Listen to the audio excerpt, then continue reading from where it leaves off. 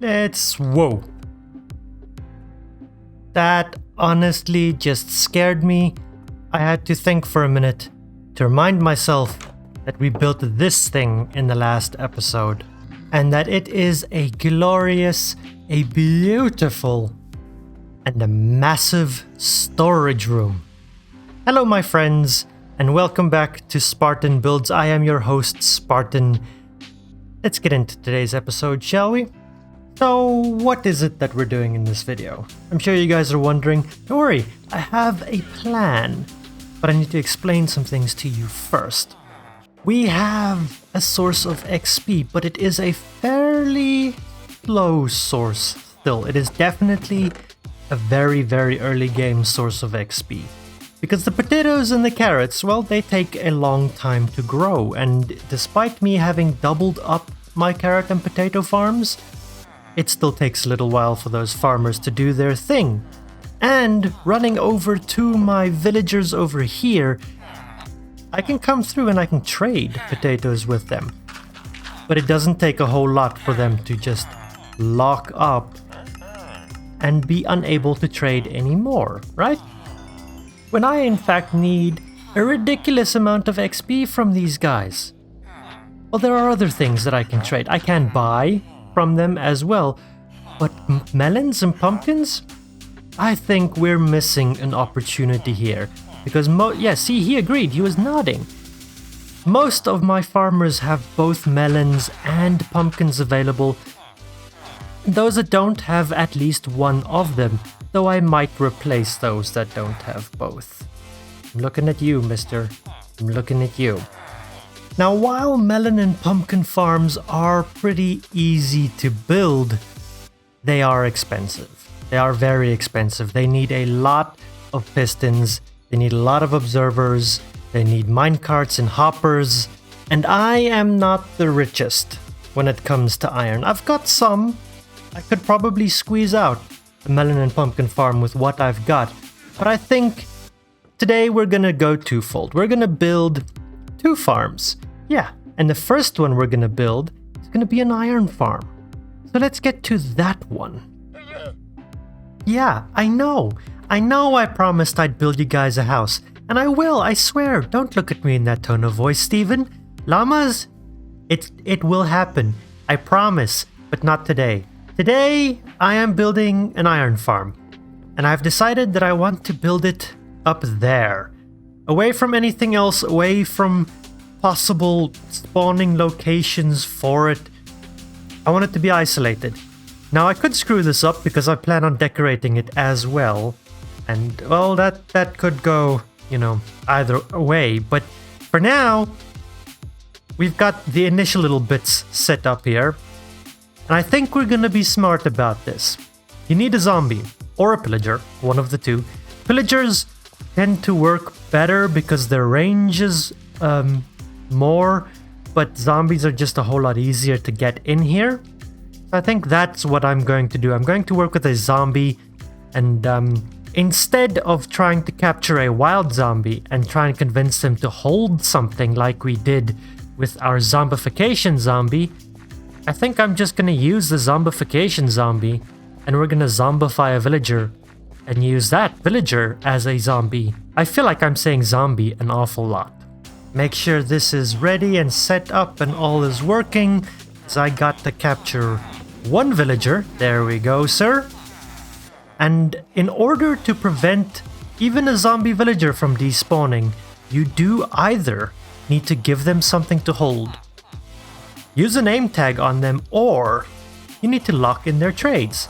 So I'm going to turn this fella into a farmer if they'll comply. There we go. And carrots, perfect. Let me just go and grab some. Here you go. Some fresh carrots just for you. I can get rid of that. We can turn that on. Is this gonna send you? Yep, it is. There you go. We pop that. We make him a zombie. That was quick. That was real quick. Thanks, Mr. Zombie. Now, this guy is ready for us to use. I need to set up the track But thanks to us having traded with this particular little zombie villager here before zombification, he will never despawn. Isn't that handy? Hi, I can see you. Okay, I have kind of run out of powered rails, so I'm hopeful that we're gonna manage. The sun has set, which means I think it is officially nighttime and our zombie shouldn't die.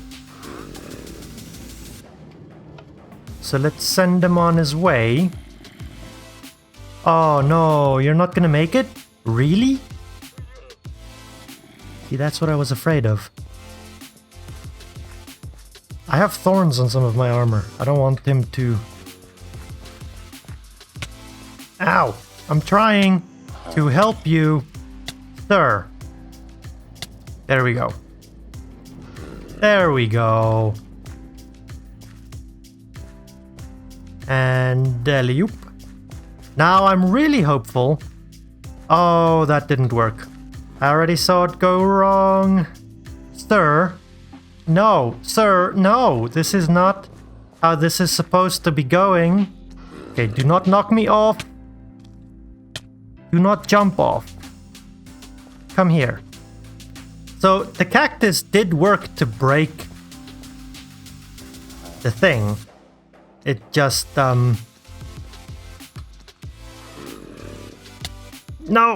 No! Just get in the hole, please. Ah! Well, at least there's water. Ow! Leave me alone! Don't bully me. Ooh, Depth Strider is so nice to swim with, though.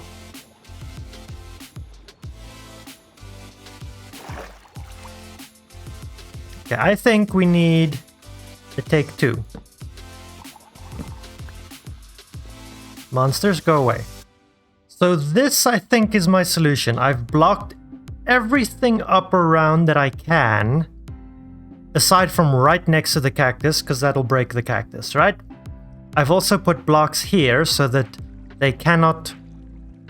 I don't think I need these blocks, but anyway, they shouldn't be able to just pop off onto the rails.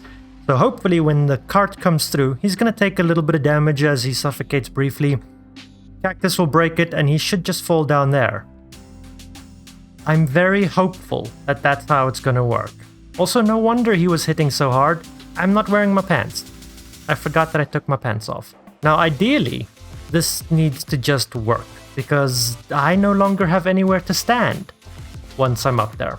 I have also here, where he kind of slowed down and lost his momentum, added some more powered rails. So hopefully, fingers crossed, it goes better this time. We're gonna need this guy. That's off. I need to swap that around. Okay. We're ready to try this again. Also, I lost my cart. I don't know where it went. It probably fell into the water or something, but we didn't get our minecart back. Sir? Potatoes this time. Okay. Let me go grab some potatoes. There you go, sir. Potatoes. Actually, I don't want to keep potatoes in there. We no longer need that. You, sir, can go say hi to the zombie. Zombie, say hi to the villager. There we go. Now, unfortunately, it's the middle of the day. So I gotta wait until nighttime, because I cannot transport this zombie during the day. He will burn! And as the sun sets and we get some stars, I believe we're good to go. I don't want to take any chances. I'd rather give it an extra couple of seconds just to let that sun fully disappear before we send our zombie on his way. Really don't want him to burn to death. But we should be good now. You ready, sir? That was the wrong direction. You idiot. Other way. Stop hitting me. I've got thorns on my pants. Oh my word. Go. Go. You can do it. You can do it. Okay, he's going. Please work. Please work.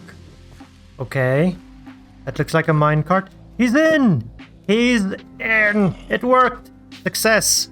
So now, I gotta break all of this stuff, get it out of the way, and he needs to have a roof over his head.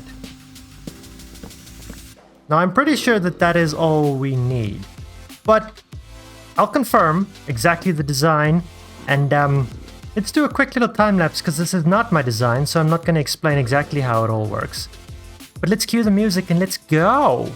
Despite one or two small setbacks, once I had the majority of the farm built, I could go ahead and get my villagers up onto the platform. This was fairly easily rectified by me just running up in between every single villager and moving them out of the way. Once I had all 6 of them up there though, I could just wait until nightfall and slowly release them from their minecarts, and they would just make their way to the beds. Easy peasy, just like that. So in principle, that should be a fully functional iron farm right now, in fact a double one. The villagers do have beds. I swear they're not floating, they just don't render in very well from a distance. But I need to turn it on now.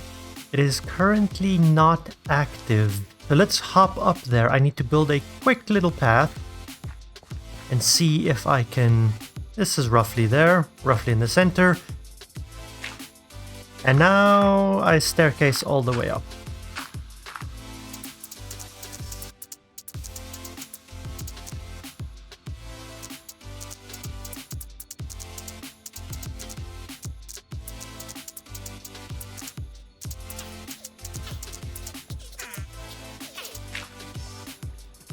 Now, in theory, I should just need to knock these blocks out. And there's an iron golem stuck in the glass. Damn. Why are you stuck in the glass, sir? That kind of ruins things. Well, I don't want to leave any spawnable blocks within range, so let's get rid of those. That should be fine. Why? Why are you there? Well, I suspect now's as good a time as any to just come and enchant the bow, and power 4, actually perfect. Fantastic. Let's see if we can get rid of that iron golem. I might need to come up with an alternative plan just to kill them if they do end up spawning inside of the glass like that. Which we might be able to do with a little bit of lava and fence or signs, maybe. Let's see if I can get up there. Maybe I can shoot it. Worst case scenario, I need to kill it. Ideally, if I can just get it to move out of the glass and fall into the water, even better. I'm pretty sure the drowned will eventually take care of it.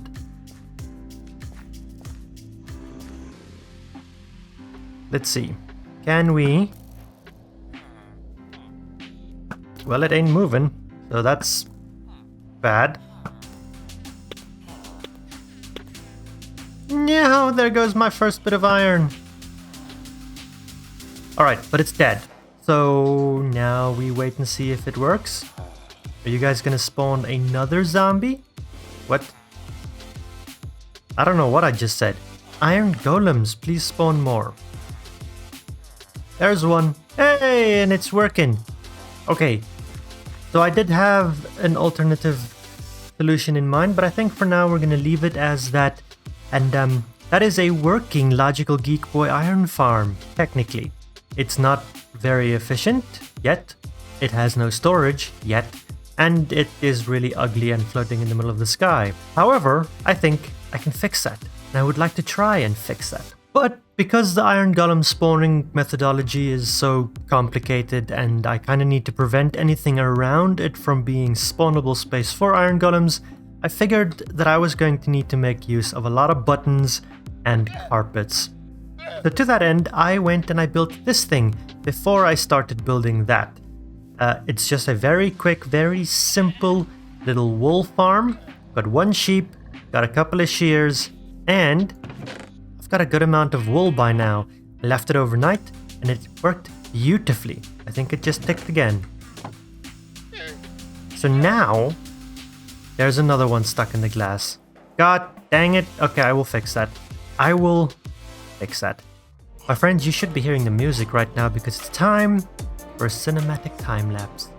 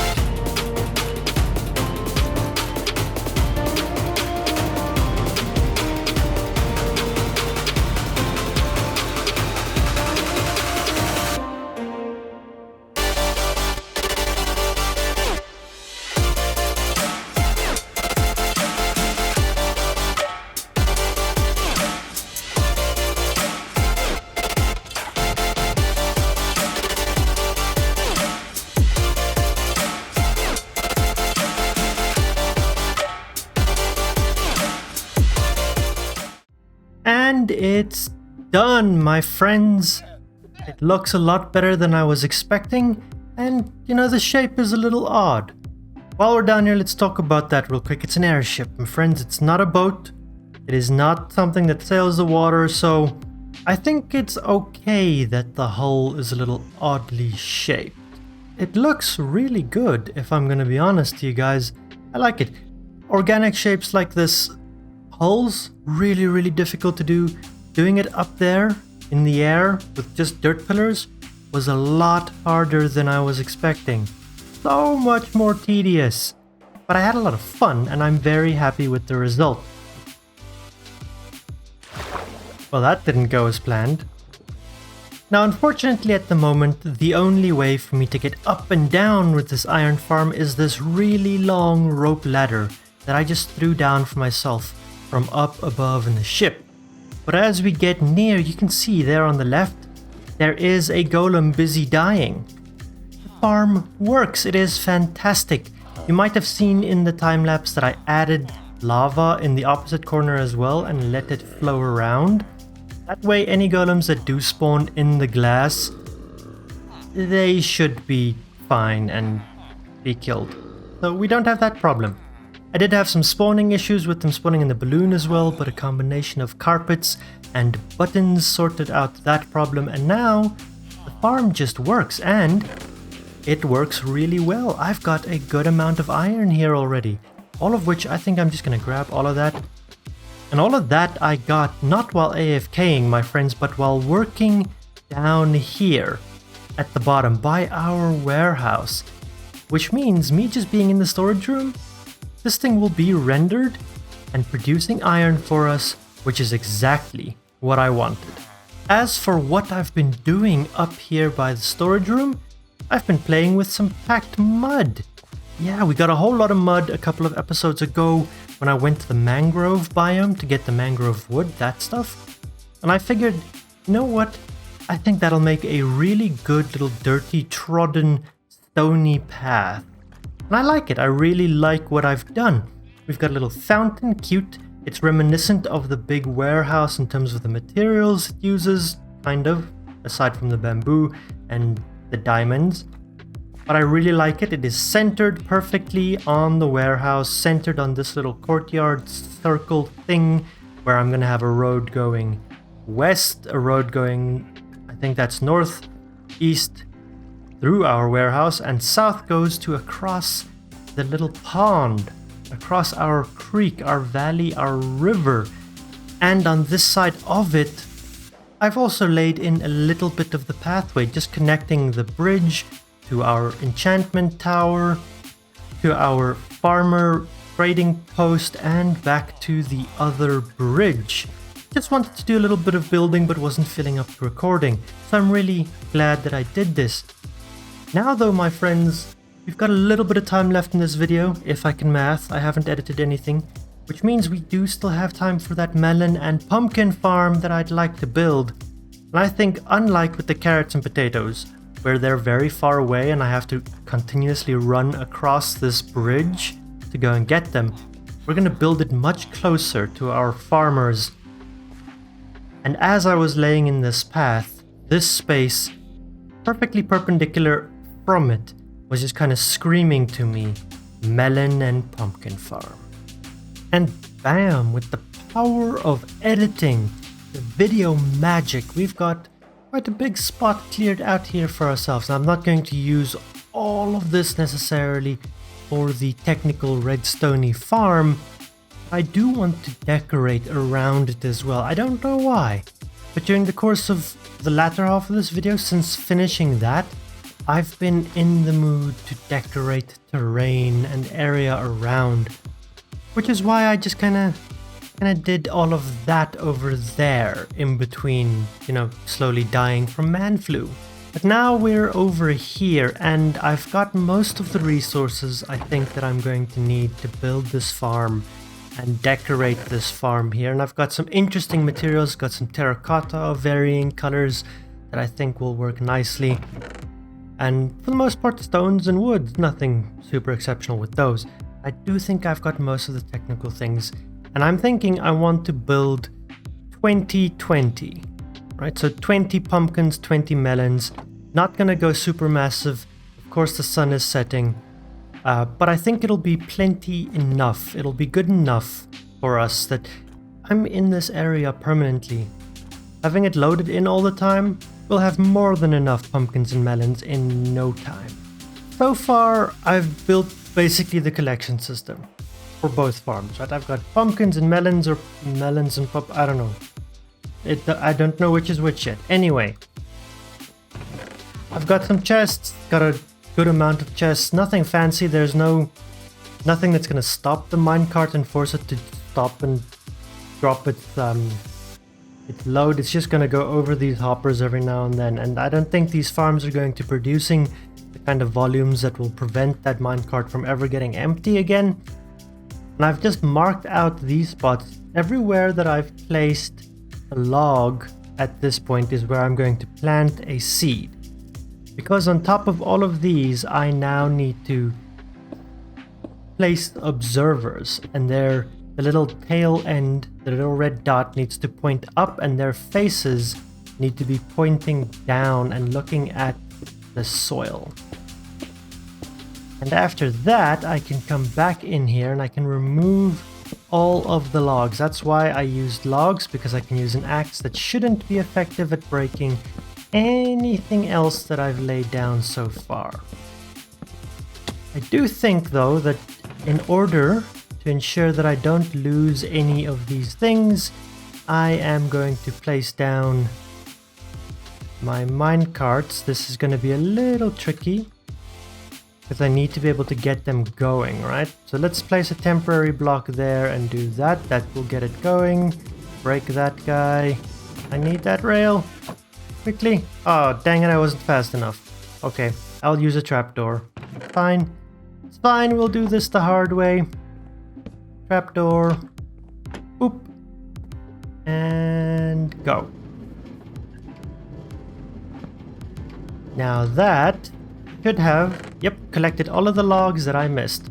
With all of the logs removed, that's not gonna work. I need to be able to get myself back into the swimming animation, the crawling motion, like so. And then up underneath all of these, I need to come in and place pistons pointing down parallel to these. Now, before I wire any of this redstone up, I'm going to come back down here, and underneath each of the observers, I need to till the soil. That's why I've got the water all along the edges, to ensure that all of this space is hydrated at all times, because this is basically going to be a farm. And once it's all tilled, I can plant seeds. It looks like I'm going with pumpkins on this side. Just grab the first seed that was on my hotbar.